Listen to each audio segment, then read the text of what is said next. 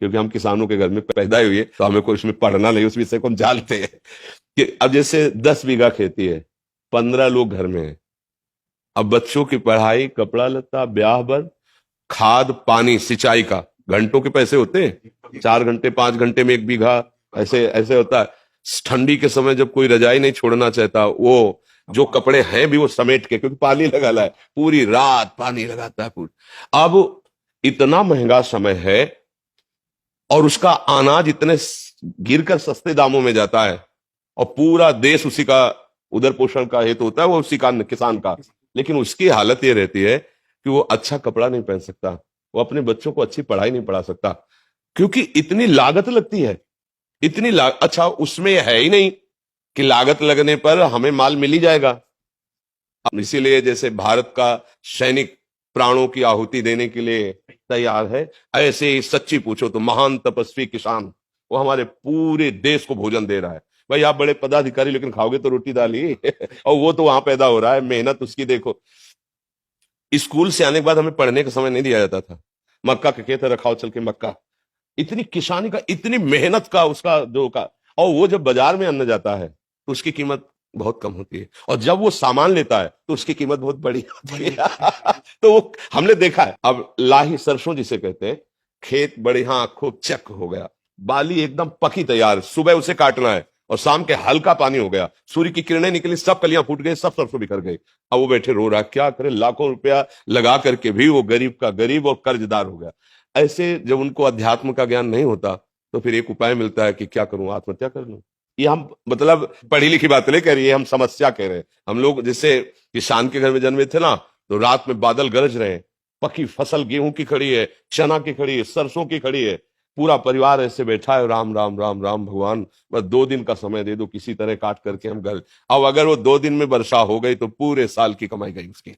अब उसको ना कोई सरकारी सहयोग मिलेगा और ना सामाजिक सहयोग मिलेगा। वो सदैव कि किसान आदमी जो है ना, कभी ब्याह वर हो तो नए कपड़े बल गए, वो भी साल में एक आध बार जो अन्न का ड्योड़ा लगा है उससे, नहीं तो उसका जीवन बड़ा कष्ट में रहता है, बड़ा कष्ट है।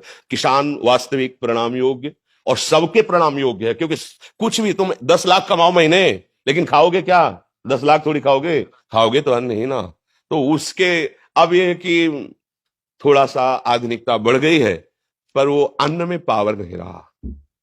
जैसे अपने लोग थे ना, 1 बीघा में 8 मन गेहूं होता था, 8 मन, क्योंकि उर्वरक डालने की सामर्थ्य भी नहीं थी, और उर्वरक निषेध भी किया जाता था कि अन्न पौष्टिक रहेगा। गाय का गोबर, वो जो गांव में पशुओं का एक वो बनाया जाता है ना, गोबर डालने का, हाँ, उससे फिर भर भर के बैलगाड़ी में खेतों में बिखेरा जाता। 8 मन हमारी। अब जो है 60 मन, 40 मन, 45 मन, पर उस अन्न में ऐसे केमिकल उर्वरक तत्व मिल गए कि वो हमारे शरीर को हानि पहुंचाते हैं, स्वस्थता नहीं सुरक्षित रह पाती। किसान का अगर सरकार से अच्छा सहयोग हो तो भले कुछ हो, नहीं तो वो आज अच्छा, खेती में जैसे आप बार बार उर्वरक डाल रहे हैं तो उसकी क्षमता कम हो रही है, भूमि की क्षमता कम हो रही है, वो अन्न फिर उतना नहीं उपजा पाए। अब वो जो केवल किसान है, जिनके लड़के बच्चे नौकरी कर रहे हैं, उनको तो ठीक है, खान पीने को खेती से हो गया और अर्थ है, लेकिन जो केवल किसान है, सच्ची मानो एक तपस्वी से कम नहीं है, भारी तपस्या का उनका विषय होता है। तो इसलिए उनकी तो हम वंदना ही कर सकते हैं, उनके विषय में बस यही है कि सरकार सहयोग करे, और तो मतलब अच्छा, अब जब पशु नहीं पालेंगे, क्योंकि अब पशु ना पालने का स्थान बनता जा रहा है, क्योंकि बैल से तो खेती जोतनी नहीं है, ट्रैक्टर से जोतनी नहीं है, तो बैल का तो मतलब नंदी का तो कोई सवाल ही नहीं रह गया कि कोई किसान पाले। क्यों पाले, मतलब समझो। अब क्या, अब बछड़ा होता था ना, तो एक हर्ष सा होता था किसान के, ये गाय माता ने बछड़ा दिया, अब ये आगे चल करके बैल होकर हमारे हल जोते। मतलब 8-10 गायें तो होती ही थी, उनका गोबर, उनका दूध, वो पौष्टिकता। पर किसान आदमी, अर्थ, जहां अर्थ की बात आती थी, वहां साहूकार सेठों के कर्जे की तरफ सोचना पड़ता था कि भाई अगर 1,000 रुपया लेना है तो फिर 20% में अब वो अगर मतलब 10 रुपए भी चाहता है तो उसे अनाज बेचना है। अब उसको ये देखना है कि हमारे ड्यूड़ा में अगर अनाज कितना है, 1 साल का भोजन उसी से होगा। अब वो बहुत कष्टमय जीवन हमने देखा है, मतलब उसी कुल में पैदा हुए किसान के, तो देखा है। तो किसान चूंकि अब इतना बुद्धि का वो फैलाव नहीं है, वो छल कपट और संसार, गांव के आज भी लोग हैं, मतलब आज भी है, आपको बताए, आप जैसे चले जाओ कोई परिचय नहीं है, और आप ऐसे कुछ जरा सा, तो वो एक दामाद की तरह आपका सेवन करेंगे। आओ भैया बैठो, चाय पी लो, भोजन पालो, और यहाँ चले जाओ कॉलोनी में, बगल वाले कमरे में कौन रहा है, कोई परिचय नहीं है, चाहे जितना रोए चिल्लाए कोई पूछेगा नहीं कि तुम क्यों रो रहे हो। और गांव में एक आदमी कष्ट में हो तो सैकड़ों लोग वहां खड़े हो जाके जाके। एक आज भी ऐसा माहौल है। किसान तो जैसे हमारे यहाँ पीछे देश में नारा लगाया जाता है, जय जवान जय किसान, तो इसलिए किसान तो सर्वोपरि है, उसके आगे मतलब आपको लगेगा कह रहे उसके आगे कोई नहीं है।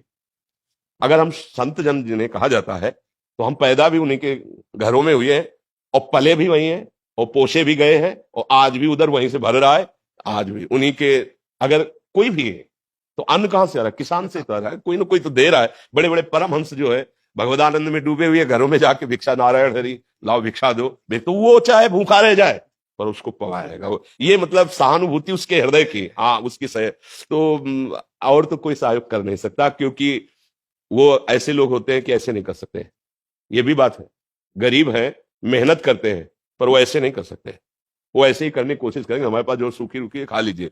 अब अगर सरकार के द्वारा सहयोग की, जैसे उनकी फसल नष्ट हो गई अतिवर्षा से, अनावृष्टि से, ओले पड़ जाने पर, ऐसे तो हाँ तो भले को, लेकिन उनकी तरफ ज्यादा देखा नहीं जाता उनकी तरफ ज्यादा देखा नहीं जाता है। तो भगवान ही सहयोग करे, बस ये है, भगवान ही उसके विषय में कुछ नहीं कहा जा सकता। लेकिन सब किसान ही है, कर्म भूमि में आए हैं, सब शुभ अशुभ कर्मों की खेती बो रहे हैं, नहीं बोला, कोई उसका दुख रूपी फल भोग रहा है, कोई सुख रूपी फल भोग रहा है। शुभ और अशुभ कर्म, कर्म भूमि है ना मृत्यु लोग, वैसे तो हम सभी किसान ही हैं। पर वास्तविक जो प्रगट लीला में जिनको किसान कहा जाता है, ये बड़ी ही मतलब तपस्यामयी जीवन होता है किसानों का।